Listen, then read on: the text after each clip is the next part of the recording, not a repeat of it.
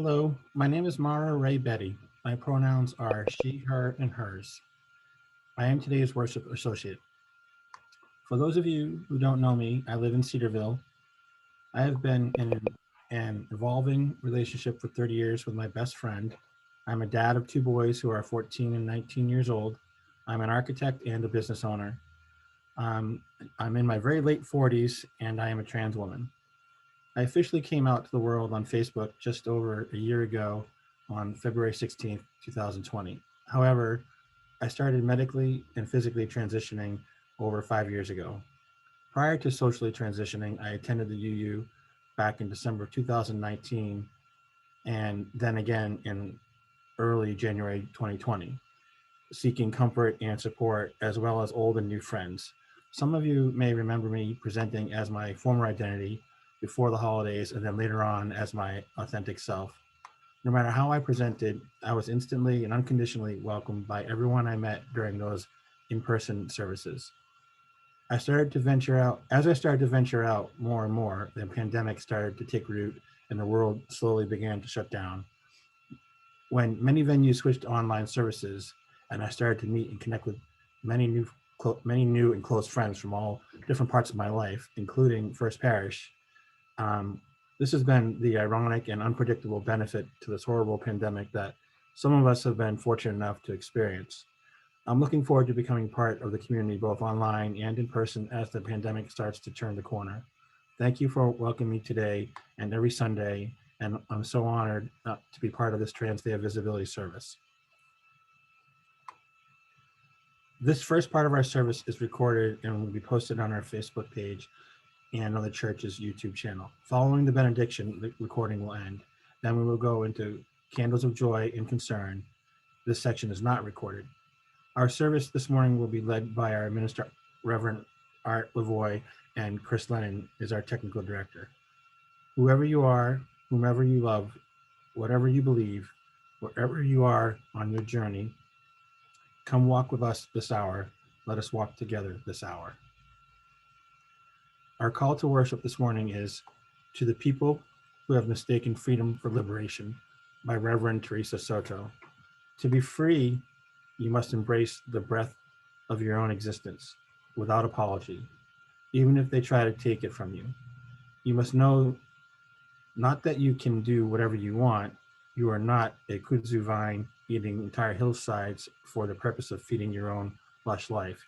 You must know instead that inside you are entire universes, milky blue and magenta and gold and expanding. To be actually free, you must know and you must fight for the entire universes inside of everyone else. Being free is not a license, but a promise.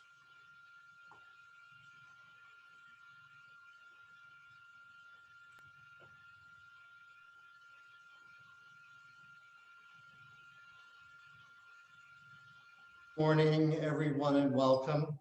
I'm the Reverend Arthur Lavoie. My pronouns are, am I muted? Yeah. I'm the Reverend Arthur Lavoie. My pronouns are he, him, and his. And I invite you to join me in reciting the words on screen to our chalice lighting.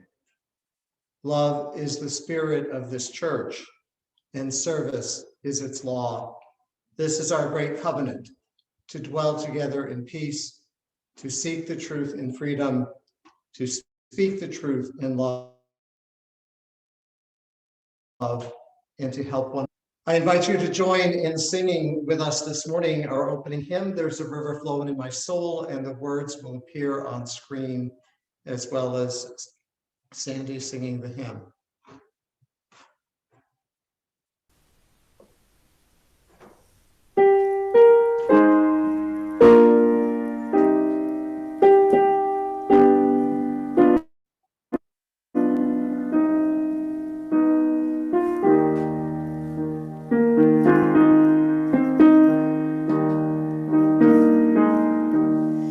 There's a river flowing in my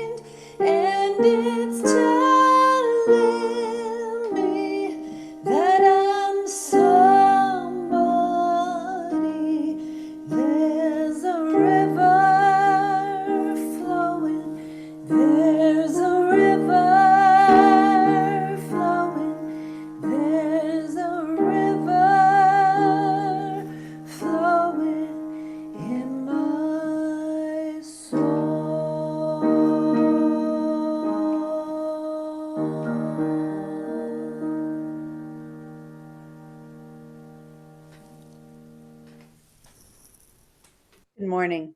My name is Debbie Keller Wood, and I am the Director of Spiritual Enrichment. My pronouns are she, her, and hers.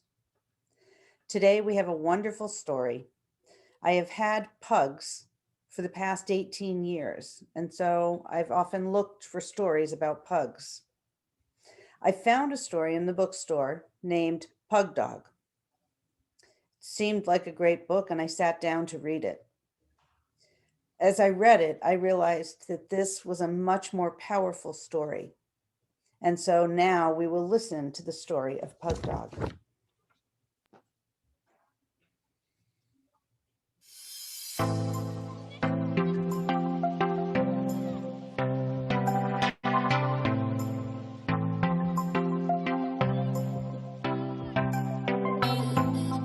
Pug Dog by Andrea Uren.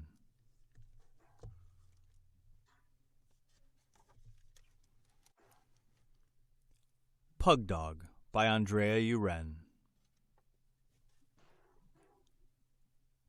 Mike didn't know much about dogs when he got his puppy. He named it Pug Dog, just because. Pug Dog grew quickly. Every day they went to the park. Pug Dog chased squirrels, rolled in the dirt, and dug big holes.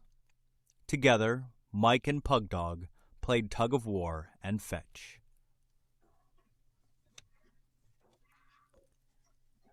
Every night after dinner, Mike gave Pug Dog a fresh knucklebone to gnaw on. Then he would scratch Pug Dog's big round belly. "Good boy," he'd whisper. "Good dog." Pug Dog couldn't have been happier. One day at the park, Pug Dog injured a paw. Mike rushed his friend to the veterinarian. Pug Dog didn't whimper once as the vet removed a long splinter with a pair of tweezers. "He's such a good boy," said Mike proudly. "He?" asked the vet. "She. Pug Dog's a she. See?" "Doggone!" Mike exclaimed. "Pug Dog's a girl? I've been treating her like a boy since day one. She must be miserable." That evening, Pug Dog rolled onto her back and exposed her big belly. Mike sighed. "No, Pug Dog, that's not ladylike behavior. And no more knucklebones. You need to watch your figure. You have a lot to learn, and your lessons might as well start right now." The next morning, Pug Dog had another disappointment.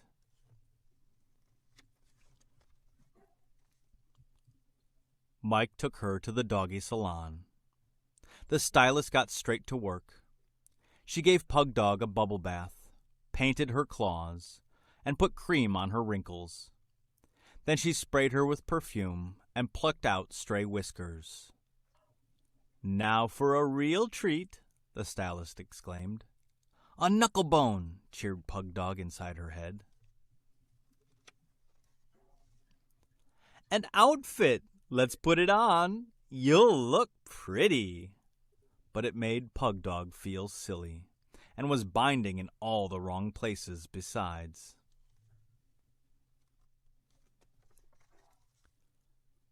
At the park, Pug Dog learned that ladies didn't chase animals, not even small ones. They didn't dig holes or roll on the ground. Fetching sticks and tug of war were positively out of the question. So Mike and Pug Dog went for a brisk walk, which wasn't much fun.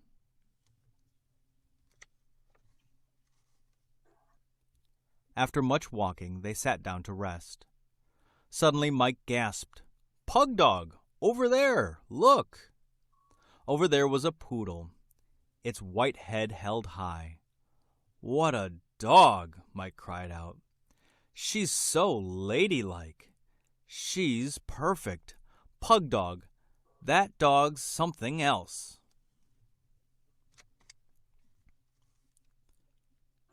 Days passed.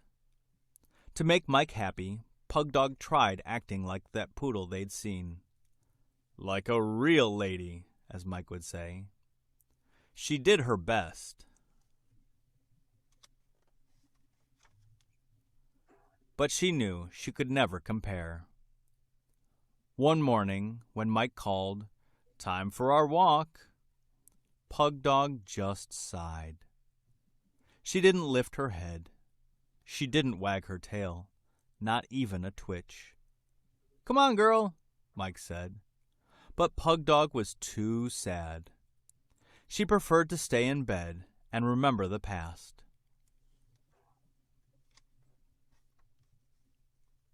Pugdog was no better the next day. "Uh-oh," Mike said. "My little girl's sick." In no time, Pugdog was being rushed to the vet's office.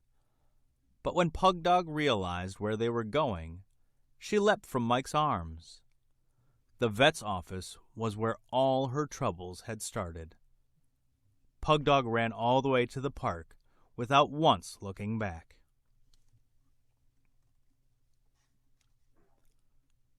At the park, Pugdog did what Pugdog liked best. She chased a fat squirrel, rolled in the mud, and dug holes of all sizes. Then she fought with a cat, played fetch with strangers, and barked as loudly as she pleased whenever she wanted. At the end of the day, she ran straight into Mike. It was a very happy reunion. "Pugdog," he cried, "I thought I'd lost you for good."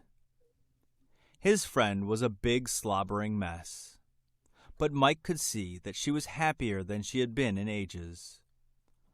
"No more dainty outfits or fancy salons for you," Mike promised. "You're my Pugdog.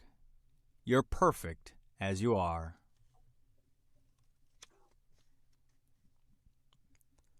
Just then that poodle trotted over. "A new pal for my Harry," the poodle's owner said. "He's such a sweetie, always ready to make friends." Mike groaned. "He? She's a he? Oh, Pugdog, I can see I'm the one who has a lot to learn. Can you ever forgive me?" Pugdog barked a happy, laughing, "Yep."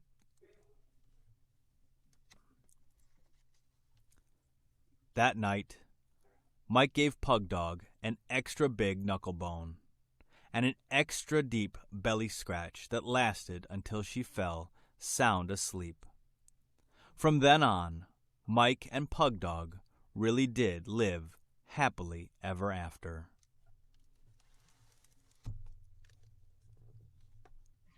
The end.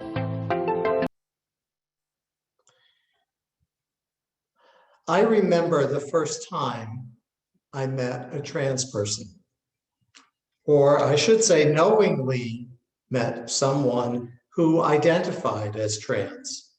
We know that so many trans folks remain hidden, justifiably afraid to be who they are. I myself had come out as a gay man in 1975 while in college. When I left school a year later and moved home, I got involved with a local Dignity chapter, which is the organization that supports LGBTQ Catholics. A trans woman came to a few of our services and programs. As I look back on that time, I feel very sad and a little ashamed that we were not able to fully welcome her. I don't think we were outwardly unaccepting, but we certainly held her at arm's length because of our own discomfort and lack of understanding.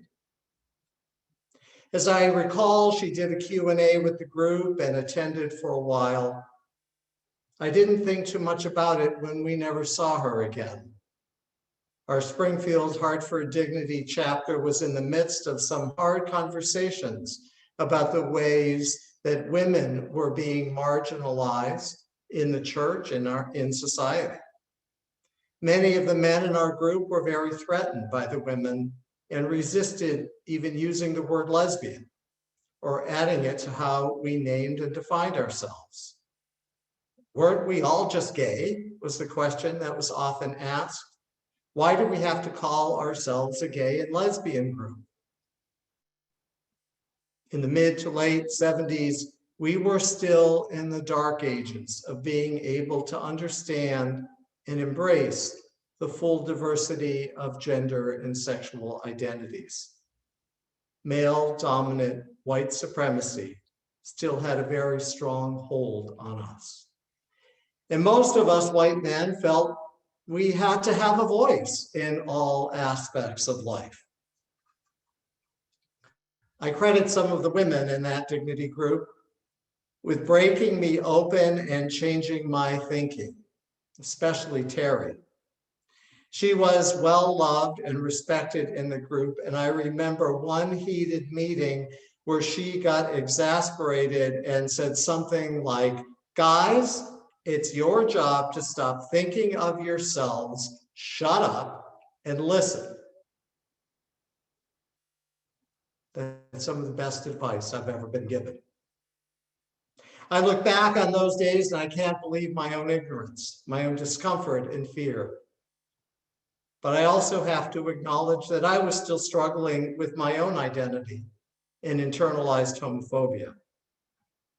It was less than 10 years after the Stonewall riots in New York and the emergence of any kind of a self-affirming lesbian, gay, and bisexual and transgender culture. Trans folk at that time were even called transsexuals. We have a long way to go. So here are some of the lessons that I have learned over the years.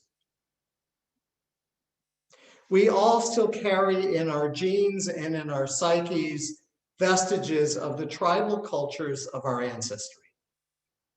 When we meet another person, it is our nature, almost unconsciously, for our own protection even, to categorize them as friend or foe. To do this, we have to identify things about who they are, and we can become uncomfortable and even violent when people don't fit into the neat boxes we want to push them into. It's our tribal nature to attack people who make us uncomfortable, to see them as a threat, and to blame them for our discomfort. But let us remember we are no longer a tribal people who need to defend ourselves from anyone who is different from us. We have to evolve past that. We have to be better at envisioning a global community of seeing all people as part of our tribe. In order to do this, we need to own and take responsibility for our own anxiety and discomfort. When I meet someone who brings up or whose differentness brings up uncomfortable feelings for me, I have to look inside and ask myself, what's being triggered in me? What kind of conscious or unconscious assumptions and biases do I have? What kind of categories am I trying to fit that person into? How are my buttons being pushed? Then it's my job to deal with it, to change my assumptions, to alter my thinking, to, in Terry's words, stop thinking of myself, shut up, and listen. Also, going back to our more tribal and indigenous roots, all the anthropological research is telling us that gender and sexuality were not as rigid and binary as they are today. If we look back into all of our varied cultural backgrounds, we will come to a place where gender and sexuality were seen much more differently, much more fluidly, with many more variations and possible expressions.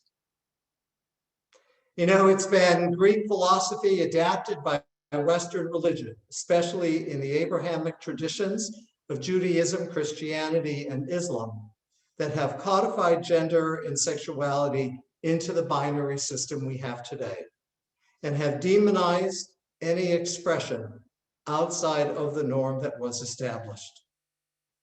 The God of Western religion has sometimes been turned into a Puritan judge, easily condemning any infraction of the multiple rules that were designed to keep us all in line. You know, gender and sexuality are one of the most powerful forces in our lives. Western religions developed a need to exert considerable control over human life. One of the best ways to do that was to tightly prescribe every aspect of how people should behave, especially by having rigid controls over gender and sexuality. The trauma of that way of thinking has been damaging people and leaving enormous scars for a couple of millennia. When we talk to a trans person, it's always best to follow the advice that I was given. I'll say it once more: stop thinking of myself, shut up and listen.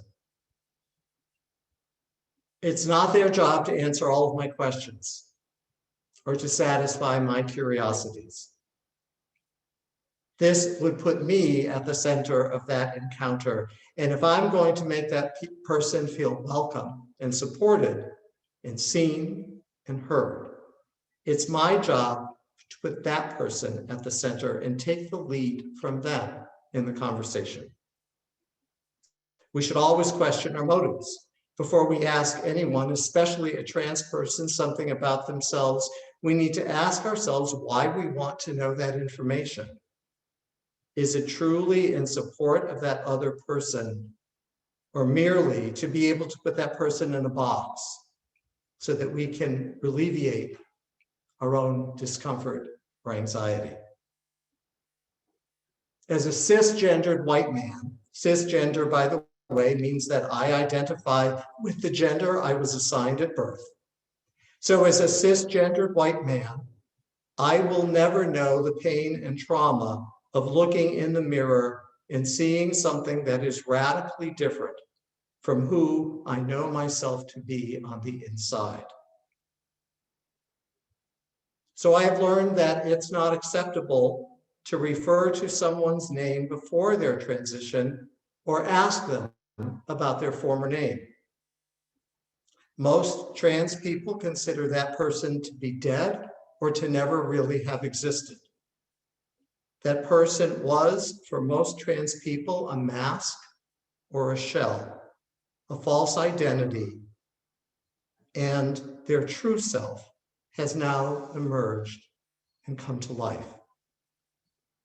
And you know, there are plenty of people who change their names, especially women who take their husband's surname when they marry. We don't go around asking people if the name they are using is their birth name. To accept people for who they are, we have to embrace the name and the identity they have chosen for themselves and the pronouns they prefer. Another thing, we never ask trans people about what surgery they may or may not have had, or if they are on hormone therapy. We don't make it a habit of asking other people we meet about their surgeries or medical histories unless they bring it up themselves. We know that violence against trans people is nearly epidemic in our society. People are tied to the rigid social structure that has been imposed on all of us and are frightened and threatened by what lies outside the boundaries of that structure. And they take it out on trans people all the time. If we're truly going to be allies to each other, it's important to find some way to intervene when we see people who are being threatened or abused. Perhaps that means calling the police and waiting kind of as a witness for the police to arrive. Perhaps we can intervene more directly, especially when we might be with other people. Once, many years ago, when I attended a workshop about violence against women, I was told that if I encountered a woman who was being verbally harassed, it might be possible to walk up to the woman and pretend that she's a friend and just start talking and invite her to walk with me. Hopefully that might disarm the abuser.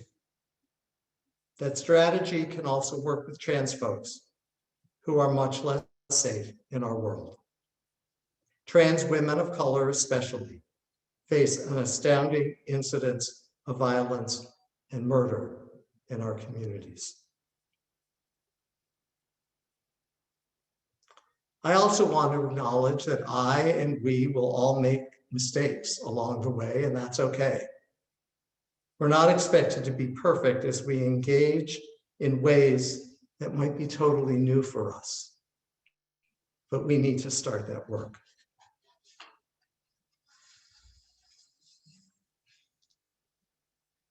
So let's move ahead from that first story I told about 18 years from my first encounter with an out trans person to about 1995. I was an active member of the Unitarian Universalist congregation in Northampton, Massachusetts. I had met other trans people along the way in that journey, along that journey, and had done much of my work to understand and embrace everyone I encountered. The Northampton congregation was in the midst of having a welcoming congregation class every year. So many people there were becoming more understanding and accepting of LGBTQ folks. There was an out trans woman who started attending our services. As I recall, it was early in her transition, and she was very quiet and unassuming. I'm proud to say that as a congregation, we were able to welcome her and engage with her in healthy and life-giving ways. And then in the summer of 1996, I moved to Berkeley, California to attend seminary and lost track of many of the people from that Northampton community. Then about 15 years ago, I was attending a regional UU conference and ran into that trans woman from Northampton.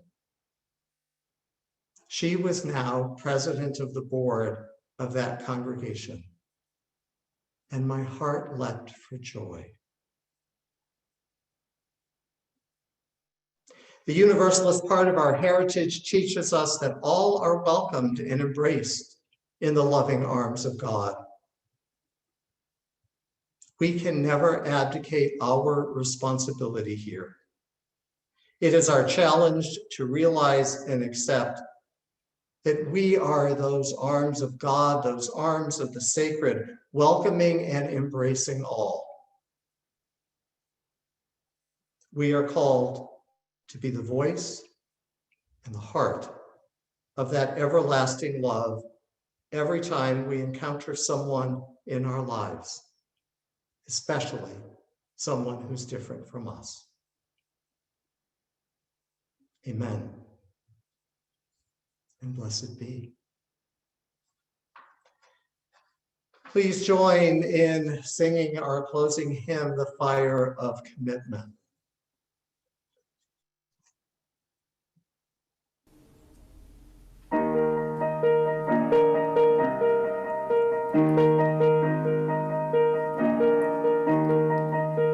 From the light of days remembered burns a beacon bright and clear, guiding hands and hearts and spirits into faith set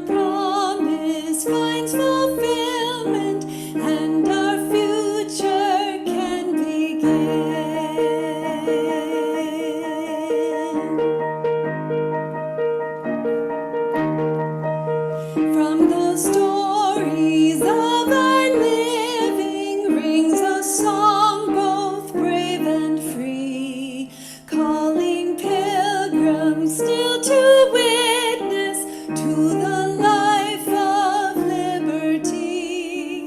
When the fire of commitment sets our mind and soul ablaze, when our hunger and our passion meet to call us on our way, when we live with deep assurance of the flame that burns within, then our promise finds fulfillment and our future can begin.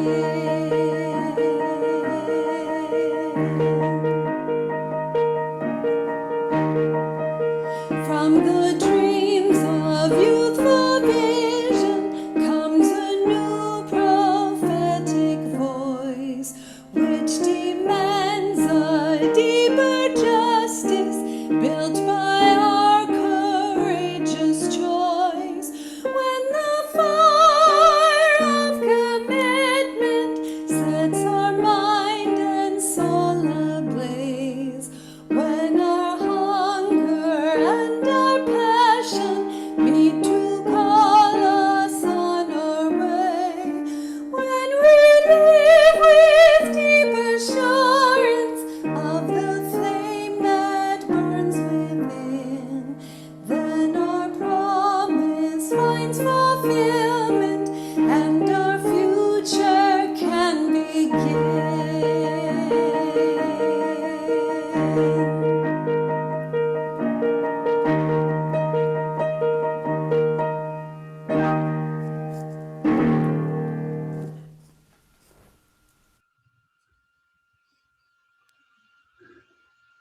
Freedom is found when we let go of who we're supposed to be and embrace who we really are.